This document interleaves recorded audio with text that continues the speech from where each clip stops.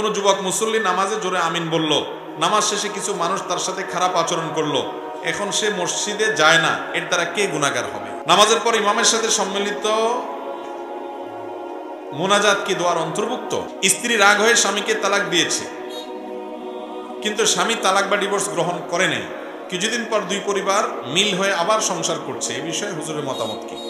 প্রথম কথা হলো, আর তালাক বির রিজাল, তালাক দিবে পুরুষরা, মহিলারা না। এখন আজকাল মহিলারাও তালাক দেয়। মহিলারা অর্পিত তালাক গ্রহণ করতে পারে, স্বামীকে তালাক দিবে না। কোনো মহিলা যদি তার স্বামীকে বলে তোমাকে আমি তালাক দিলাম, 1 তালাক 3 তালাক আরো কিছু বলে, কিয়ামত পর্যন্ত এইভাবে, এই ভাষা খেয়াল করেন, এইভাবে যদি বলে স্ত্রী স্বামীকে যে হে স্বামী তোমাকে আমি ডিভোর্স দিলাম, তালাক দিলাম, তালাক হবে না। স্ত্রী যদি বলে আমি তালাক গ্রহণ করলাম নিজের প্রতি, অর্পিত তালাকের পাওয়ার বলে, কাবিননামা 18 নম্বর কলামে লেখা আছে, বরণ পোষণ না দিলে, বনিবর না হলে, জুলুম করলে, অবিচার করলে, হান এটা করলে, তখন স্ত্রী নিজের প্রতি, নিজের নফসের প্রতি তালাক গ্রহণ করতে পারবে, তালাক দিবে না। এখানে মায়ের প্যাচ আছে। এই জন্য তালাকের মাসআলা কোনো আলেমের কাছ থেকে এইরকম কোনো প্রশ্নোত্তর থেকে শুনে আপনি সিদ্ধান্ত নিবেন না। ইন্ডিভিজুয়াল তালাকের মাসআলা কোনো আলেমের সাথে সাক্ষাৎ করে, কোনো দারুল ইফতাতে, ফতোয়া বিভাগে, মাদ্রাসা, বড় কোনো আলেমের কাছে গিয়ে খুলে বলে তারপরে জানবেন। কারণ এখানে অনেক ফাঁক ফোকর থাকে, অনেক কোয়েরি থাকে, যেগুলো আলেম সাহেব আপনার কাছে করবেন। আমি শুধু মূলনীতি বললাম, এই মূলনীতির আলোকে আপনি আবার তালাকের ফতোয়া দিতে যাবেন না বা ফিট করতে যাবেন না। বাকি কথা হলো, তালাক যদি একজন দেয়, ধরুন স্বামী স্ত্রীকে তালাক দিলে, বা স্ত্রী অর্পিত তালাকের যে পাওয়ার আছে সেটা ব্যবহার করলো সঠিক নিয়মে, যদি করে সেটা অপরপক্ষ জানা ছাড়াও তালাক হয়ে যাবে। অনেকে বলে স্বামী তালাক দিয়েছে স্ত্রীকে, স্ত্রী জানে না, স্ত্রী জানা জরুরি না। স্বামী যদি তালাক উচ্চারণ করে থাকে মুখে, তালাক হয়ে যাবে স্ত্রী না জানলেও।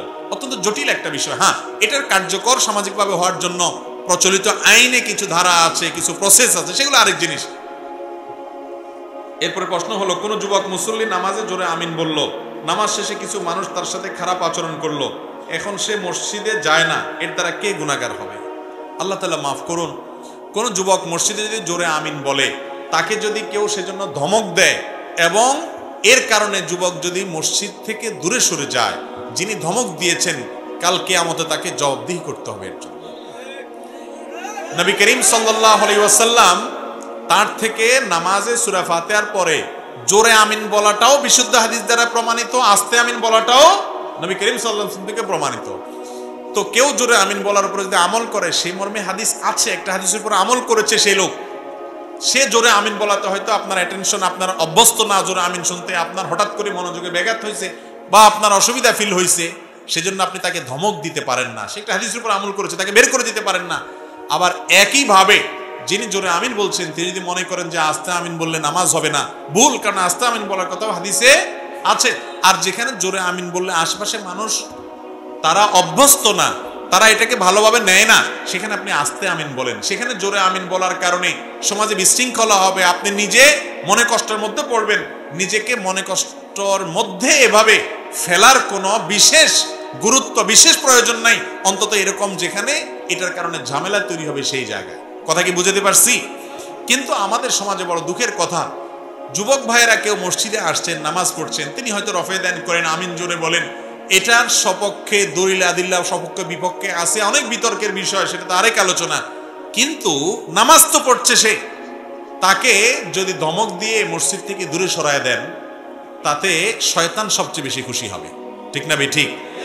কারণ এই যুবক মসজিদে আসছে, আপনি অ্যাপ্রিসিয়েট করা উচিত। হাক বুকে বাঁধক আর নাভের নিচে বাঁধক, আমিন জোরে বলুক আর আস্তে বলুক, যুবক যে মসজিদে আসছে এটাই তো আনন্দের বিষয়।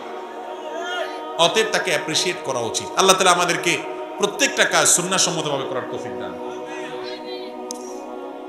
নামাজের পর ইমামের সাথে সম্মিলিত মোনাজাত কি দোয়ার অন্তর্ভুক্ত? এ বিষয়ে আমরা কিছু আলোচনা আজকের বক্তব্যের মধ্যে বলে ফেলেছি, তারপরেও সংক্ষেপে একটু বলি, যেহেতু প্রশ্ন এসেছে। আমাদের নবী করিম সাল্লাল্লাহু আলাইহি সাল্লাম নামাজের পর দুদিক সালাম ফিরানোর পর ইস্তেগফার পড়তেন 3 বার, আস্তাগফিরুল্লাহ আস্তাগফিরুল্লাহ আস্তাগফিরুল্লাহ। বুখারীতে আব্দুল্লাহ ইবনে আব্বাস রাদিয়াল্লাহু তাআলা বর্ণিত হাদিসের দ্বারা বোঝা যায় তাকবীরের কথাও, আল্লাহু আকবার বলার কথাও। আর সালাম ফিরানোর পর বহু হাদিস দ্বারা প্রমাণিত যে তিনি পড়তেন আল্লাহুম্মা আনতাস সালাম ওয়া মিনকাস সালাম তাবারাকতা ইয়া যাল জালালি ওয়াল ইকরাম। এর ছাড়াও আয়াতুল কুরসি, সূরা ইখলাস একবার, সূরা ফালাক একবার, সূরা নাস একবার, লা ইলাহা ইল্লাল্লাহু ওয়াহদাহু লা শারীকা লাহু লাহুল মুলকু ওয়া লাহুল হামদু আলা কুল্লি শাইইন কাদির এটা একবার, আল্লাহুম্মা আইন্নি আলা যিকরিকা ওয়া শুকরিকা ওয়া হুসনি ইবাদাতিকা এটা একবার, তারপর লা ইলাহা ইল্লাল্লাহু ওয়াহদাহু লা শারীক লা ইলাহা ইল্লাল্লাহু লাহুল মুলকু ওয়া লাহুল লা ইলাহা ইল্লাল্লাহ ওয়া লা না'বুদু ইল্লা ইয়্যাহ লাহুন নি'মাতু ওয়া লাহুল ফাদলু ওয়া লাহু সানাউল হাসান। এরকম অনেকগুলো দোয়া এবং জিকির নবী করিম সাল্লাল্লাহু আলাইহি ওয়াসাল্লাম নামাজের পরে করতেন। এগুলো আপনাদের সবার মুখস্থ আছে না? যাদের এই যেগুলো বলছে এগুলো সব মুখস্থ আছে একটু হাত তোলেন। নামান 10-15টা হাত উঠছে মাত্র। আর নামাজের পরে সবাই মিলে হাত তুলে দোয়া করার ব্যাপারে যে অভ্যাস এবং এই আমলটা, এটা মোটামুটি সবার মধ্যে আছে, তাই না? নবী করিম সাল্লাল্লাহু আলাইহি সাল্লাম সালাম ফেরানোর পরে যে দোয়া জিকিরগুলো করতেন হাদিসে প্রমাণিত, এবং সেই দোয়া জিকিরগুলো যে তিনি করতেন এই ব্যাপারে দুনিয়ার কোনো আলেমের দ্বিমত নাই। হানাফি, সালাফি, গায়রে সালাফি বা আপনার এমনকি আপনার বেদাতি, সুন্নি যত আছে কোনো আলেমের দ্বিমত নাই, কারণ দ্বিমত করার সুযোগ নাই। অসংখ্য হাদিসে আসছে নবী সাল্লাল্লাহু আলাইহি সাল্লামের পরে দোয়া জিকিরগুলো করতেন। যেগুলো তিনি নিয়মিত করতেন সেগুলো আমরা জানিও না, করা তো পরের কথা, ঠিক না? ঠিক। আমরা কোনটা জানি? আমরা জানি রেডিমেড মোনাজাত। রেডিমেড মোনাজাত কি? হুজুরের সাথে হাত তুললাম, আবার হুজুরের সাথে হাত নামাইলাম। ভাইরা আমার, নবী করিম সাল্লাল্লাহু আলাইহি সাল্লাম বৃষ্টি প্রার্থনার সময় বিশেষ সময় সম্মিলিত দোয়া করেছে। কোন কোন হাদিস থেকে বোঝা যায় কিছু মানুষ একত্রিত হলে তাদের একজন দোয়া করলে সবাই বাকিরা আমিন আমিন বলে দোয়া কবুল হয়, এরকমও হাদিস আছে।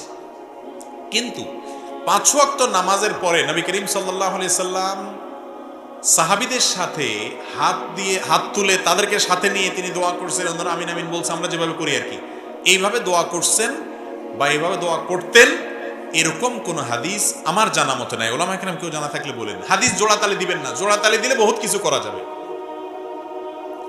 জোড়াতালি দিতে হবে কেন ভাই? যারা হাদিস সম্পর্কে ন্যূনতম ধারণা আছে, ন্যূনতম ধারণা, তারা জানেন নবী করিম সাল্লাল্লাহু আলাইহি সাল্লামের জীবনে সামান্য একটা ছোট্ট একটা কাজ করলেও সেটা হাদিসে এসে গেছে। আসছে না? আসেনি?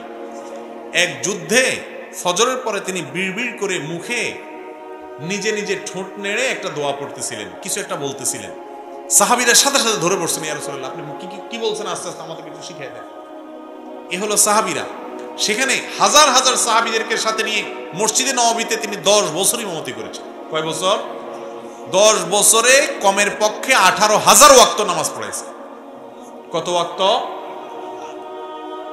তারপরে আবু বকর, ওমর, ওসমান, আলী রিদওয়ানুল্লাহি তাআলা আজমাইন, এই 4 খলিফা মিলে আরো 30 বছর পড়াইছে। তাহলে 18 এই 10 আর 30 40। তাহলে এই 40 বছরে 10 বছরে যদি 18,000 হয় তাহলে এটাতে প্রায় 4 দিয়ে গুণ দেন। 70,000-এর বেশি ওয়াক্ত নামাজ মসজিদে নববীতে হয়েছে 4 খলিফা এবং রাসূল আকরাম সাল্লাল্লাহু আলাইহি সাল্লাম। বুঝেন, 70,000 75,000 বা কম বেশ এই পরিমাণ সংখ্যকবার নামাজ হয়েছে, সেটা কি গোপনে হয়েছে না প্রকাশ্যে হয়েছে? মসজিদে নববীতে জামাত কি গোপনে গোপনে হয়েছে? উনি একা পড়ছেন, সবার সামনে পড়েন নাই? যদি তারা সাহাবীদেরকে নিয়ে নামাজের পরে হাত তুলতেন, সবার সাথে হাত তুলতো, এভাবে আমাদের মতো রেডিমেড মোনাজাত যদি করতেন, 70, 75,000, 80,000 বারের কাছাকাছি সংখ্যক বার পর্যন্ত যদি এইরকম ঘটনা ঘটতো, একটা হাদিসে উল্লেখ থাকতো কি থাকতো না? একটা কেন, হাজার হাজার হাদিসে থাকতো, ঠিক না? ঠিক। যারা হাদিস সম্পর্কে ন্যূনতম ধারণা রাখেন তারা জানেন একবার নবীজি সাল্লাল্লাহু আলাইহি সাল্লাম সামান্য কোনো কাজ করেছেন, থুতু ফেলেছেন, সেটার বিবরণ পর্যন্ত হাদিসে আসছে না আসেনি? ব্যক্তিগত কাজ, স্ত্রী সহবাস, টয়লেটের ভিতরে কিভাবে পরিচ্ছন্ন হবেন, সেই বিষয়গুলো পর্যন্ত হাদিসে আসে না আসেনি? তাহলে নামাজের মতো এরকম ইবাদত সবার সামনে ইমামতি করে পড়েছেন, যদি তিনি সাহাবীদেরকে নিয়ে এইভাবে ট্র্যাডিশনাল দোয়া করতেন, সেটা হাদিসে অবশ্যই একটা নয় অসংখ্য হাদিস আসতো যে কানান নবী সাল্লাল্লাহু আলাইহি সাল্লাম ইয়ারফা'u ইলাইহি বিদ-দুআ বা'দা সালাত ওয়া নাহনু নারফা'ু আইদিনা, এই জাতীয় এই টাইপের হাদিস আসতো। সাহাবীরা বলতেন নবীজি সালাম ফেরানোর পরে 2 হাত তুলে দোয়া করলেন, আমরা সবাই তার সাথে হাত তুলে দোয়া করলাম। একটা নয় হাজার হাজার হাদিস আসতো, শত শত হাদিস আসতো, ঠিক না? ঠিক। কিন্তু সেরকম হাদিস তো পাওয়া যায় না। হাদিস পাওয়া যায় কি? নামাজের পরে দোয়া কবুল হয় এবং দোয়ার আদব হাত তোলা, 2 হাদিসে জোড়াতালি দিলে, আবার একত্র হলে একজন দোয়া করলে বাকিরা আমিন বলে দোয়া কবুল হয়, 3 হাদিস দোয়া তালি দিলে তারপর সম্মিলিত দোয়া সাবিত হবে। ভাই জোড়াতালি দিতে হবে কেন? নামাজের মতো এরকম প্রকাশ্য ইবাদত তো সবাই সম্মিলিতভাবে করার কথা এবং সাহাবীদের সবাই থেকে এটা বর্ণিত হওয়ার কথা, ঠিক না? ঠিক। সবচেয়ে বড় কথা হলো নামাজের পরে নবী সাল্লাল্লাহু আলাইহি সাল্লাম যে দোয়াগুলো জিকিরগুলো করেছেন সে ব্যাপারে কোনো দ্বিমত নাই, সেইগুলো নিয়ে আমাদের কোনো আলোচনাও নাই, শেখানোও নাই, জানানোও নাই, আমরা রেডিমেড মুনাজাতের মধ্যে আছি। তবে হ্যাঁ, ভালো করে শুনে রাখেন, নামাজের পরে দোয়া কবুল হয়। আপনি ফরজ নামাজের পরে যে কোনো নামাজের পরে আল্লাহর কাছে হাত তুলে আপনার মনে কিছু চাইবেন, দোয়া কবুলের একটা জায়গা এটা। এর জন্য ইমাম সাহেবের সাথে হাত তুলতে হবে, ইমাম সাহেবের সাথে নামাইতে হবে, এর কোনো নির্দেশ কোরআন হাদিসে কোথাও। আপনার দোয়া আপনি করেন, কোনোদিন করেন, কোনোদিন আর এমনি যে দোয়া জিকিরগুলো পড়তেছেন এগুলোর মধ্যে তো দোয়া আছে, এর পাশাপাশি আলাদা আল্লাহর কাছে দোয়া করেন, খুব ভালো কথা, নামাজের পর দোয়া কবুল হয়, করেন। আপনি সে দোয়ার জন্য সম্মিলিত রূপ দেওয়ার দরকার নাই, এবং সেটা নিয়মিত করতেই হবে, নামাজের অংশ সেটা না। মুফতি ফয়জুল্লাহ রহিমাহুল্লাহ, মেখল মাদ্রাসার প্রতিষ্ঠাতা, হাটহাজারীর সাবেক গ্র্যান্ড মুফতি, এদেশের সবচেয়ে বড় আলেমদের মধ্য থেকে একজন ছিলেন, অনেক আগে দুনিয়া থেকে চলে গেছে। এই বিষয়টা নিয়ে তিনি সারা জীবন সংগ্রাম করেছেন, বোঝানোর চেষ্টা করেছেন। তার সন্তানরা আজ এটা বুঝতে চায় না, দুঃখ লাগে। আল্লাহ তাআলা আমাদেরকে সুন্নতকে বোঝার তৌফিক দান করুন। তবে ভাইরা আমার, কোন এলাকাতে ইমাম সাহেবের সাথে মুসল্লিরা মুনাজাত করতে অভ্যস্ত সম্মিলিতভাবে, সেখানে আপনি ইমাম সাহেবকে বা মুসল্লিদেরকে বিরক্ত করে অথবা এটা নিয়ে গন্ডগোল ফাসাদ করে, ঝামেলা তৈরি করে, ফিতনা তৈরি করে, সেখানে মারামারি বাধাই দিলেন, হুলস্থুল বাধাই দিলেন, বা দুটা গ্রুপ করে ফেললেন, এটা কিন্তু কোনো অবস্থাতে জায়েজ। আপনি নামাজের পরে দোয়া দুরূদগুলো জানেন, সেগুলো পড়েন, কিন্তু এটা নিয়ে গ্যাঞ্জাম ফাসাদ করে, বিশেষ করে মসজিদ আলাদা করা, গ্রুপ আলাদা করে ফেলা, এই কাজগুলো ইসলামে কখনো জায়েজ নাই। আমরা সুন্নতের কথা মানুষকে বলবো, ভাই আপনি সম্মিলিত মুনাজাত করেন আর একত্র আলাদা মুনাজাত করেন বা না করেন সেটা পরের কথা। নামাজের পরে দোয়া জিকিরগুলো নবীজি সারা জীবন যেগুলো পড়তেন সেগুলো আপনি শিখেন। অন্তত 60 বছরের মুসলমান, 70 বছরের মুসল্লি, আপনি জানেন না নবী সাল্লাল্লাহু আলাইহি ওয়াসাল্লাম নামাজের পরে কি কি দোয়া জিকির পাঠ করতেন? দুঃখজনক না বিষয়টা? কেন এটা হয়েছে? ওই যে যেখানে সুন্নাত নাই সেখানে বহু সুন্নাত ছুটে যাবে। আল্লাহ তাআলা আমাদেরকে বোঝার তৌফিক দান করুন।